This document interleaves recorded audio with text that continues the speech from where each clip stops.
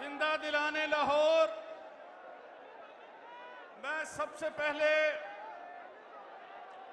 इमरान खान साहब को खराज अकीदत पेश करता हूं कि उन्होंने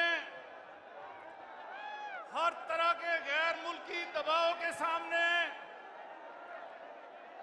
डट गए, झुकना कबूल नहीं किया, गुलामी कबूल नहीं की, आजाद और खुद मुख्तार पाकिस्तान के ऊपर कंप्रोमाइज नहीं किया और वजारत उस्मा को पांव की ठोकरों पे रखा। मैं ये कहता हूं कि इमरान खान का जुर्म क्या था।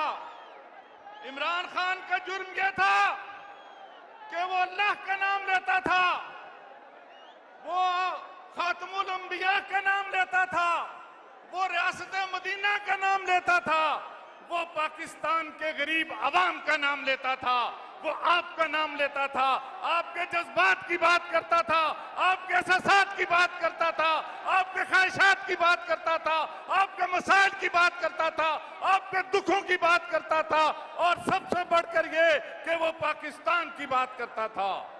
ये उसका जुर्म था।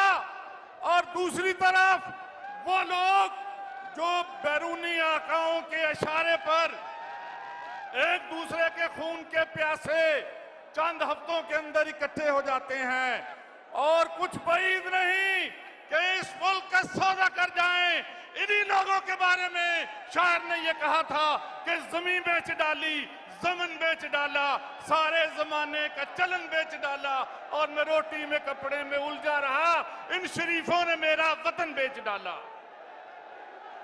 दोस्तों और साथियों, आज ये लाखों लोगों को देखकर मैं ये कह सकता हूं कि इंशाअल्लाह लाहौर से कप्तान और पीटीआई आइंदा इलेक्शन में क्लीन स्वीप करेंगे, इनकी जमानतें जब्त होंगी।